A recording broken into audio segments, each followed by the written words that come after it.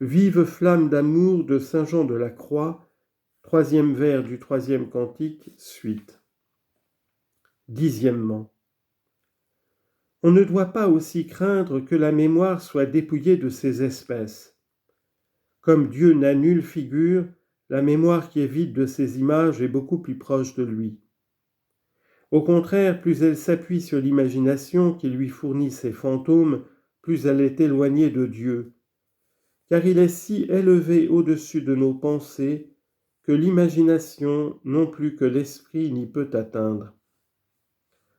C'est pourquoi les pères spirituels qui ne sont pas encore sortis des bornes de l'oraison commune et qui n'entendent pas le secret de cette contemplation tranquille, se persuadent que les âmes qui en sont favorisées perdent le temps, parce que, selon l'expression de saint Paul, l'homme charnel, c'est-à-dire qui ne s'est pas encore mis au-dessus des opérations de la partie sensitive, ne comprend pas les choses qui viennent de l'Esprit de Dieu.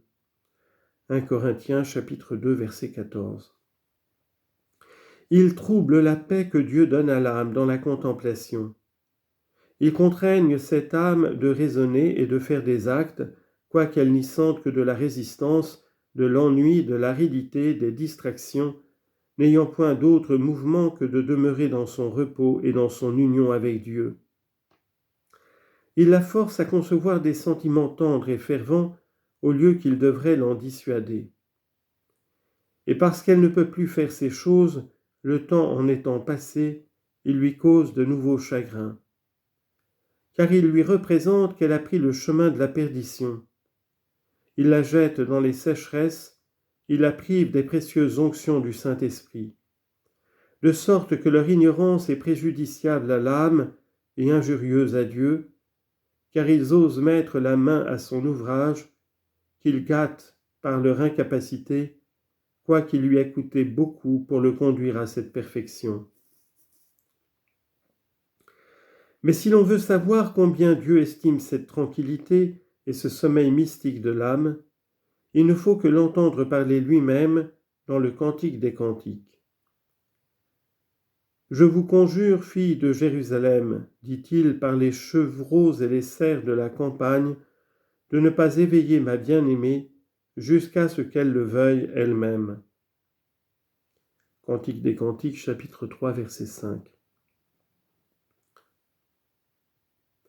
Mais ces maîtres de la vie spirituelle ne peuvent souffrir que l'âme jouisse du repos de la contemplation.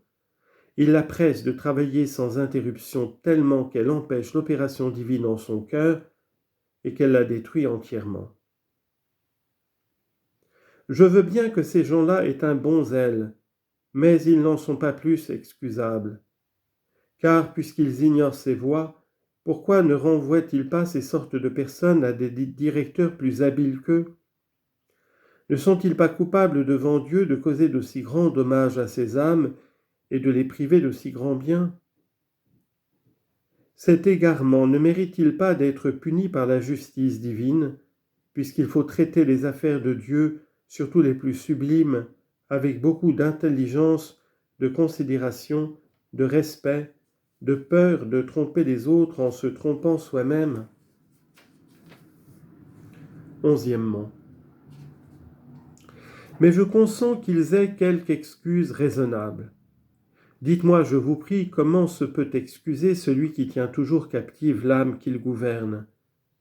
Il est hors de doute que quand elle doit avancer dans la vie spirituelle, selon les secours que Dieu lui donne, elle doit changer sa manière de prier mentalement et qu'elle a besoin en ce cas d'instructions plus spirituelles et plus relevées.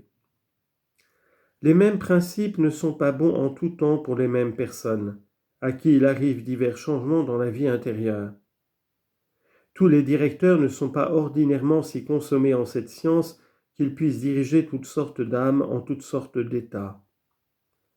Il y en a même de si bornés qui s'imaginent que Dieu ne conduira pas une âme à une perfection plus achevée que celle où il la trouve.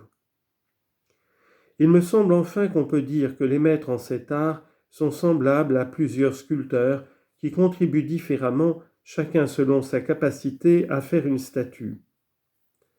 Les uns ne savent que préparer le bois, les autres ne peuvent qu'ébaucher les premiers traits, les autres les perfectionnent et les polissent, les autres ont le secret d'y appliquer des couleurs, les autres y mettent la dernière main, mais un seul n'a pas assez d'habileté pour finir l'ouvrage. De même, quelques-uns des pères spirituels sont propres à donner de bons commencements aux âmes qui veulent embrasser la vertu et ne passent pas plus outre. Quelques autres leur suggèrent les moyens de faire de plus grandes démarches en cette voie, et ils en demeurent là. D'autres les élèvent plus haut et les arrêtent en ce terme, mais on en voit très peu qui sachent les mener au point où Dieu les demande. Vous donc, qui n'êtes pas assez habile pour donner à cet ouvrage divin son dernier achèvement, pourquoi l'entreprenez-vous ? Pourquoi vous mettez-vous dans l'esprit que cette âme n'a nul besoin d'une autre main que de la vôtre pour la conduire au terme où Dieu l'attend ? Mais supposez que vous puissiez bien diriger celles qui n'ont pas les dispositions propres pour monter au-dessus de la vie commune, il est presque impossible que vous ayez les qualités requises pour servir de guide à plusieurs à qui vous ne laissez pas la liberté de sortir de votre conduite.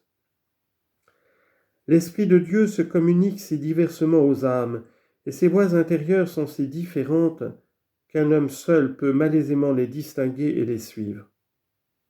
Car enfin, qui est-ce qui peut se faire comme saint Paul tout à tous pour procurer le salut à tous ?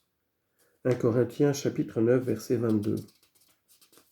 Il est étrange que bien loin de vous accommoder aux besoins des âmes, vous les gêniez de sorte que vous ne leur permettiez jamais de se retirer de l'oppression. Vous ne pouvez souffrir qu'elles vous quittent, ni même qu'elles demandent conseil à d'autres confesseurs, ni qu'elles confèrent avec eux sur des matières qui exigent ces conférences, ni qu'elles apprennent d'eux ce que vous ne pouvez leur enseigner, principalement lorsqu'elles sont inspirées de leur ouvrir leur intérieur. N'est-ce point la jalousie, l'orgueil, la présomption de vous-même, plutôt que le zèle de la gloire de Dieu et du bien des âmes qui vous engagent en ces désordres ? Car je vous demande comment vous pouvez savoir que ces personnes n'ont pas besoin du secours d'un autre directeur.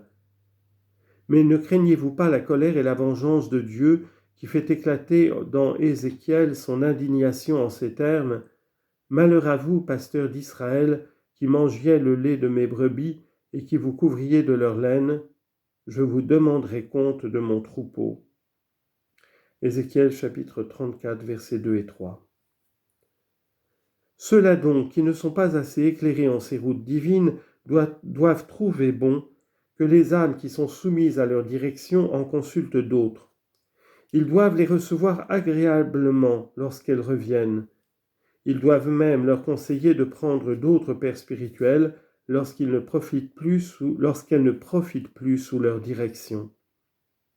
S'ils en usent autrement, ils ont sujet d'appréhender que la trop grande estime d'eux-mêmes et de leurs capacités prétendues ne leur inspire des sentiments si peu charitables.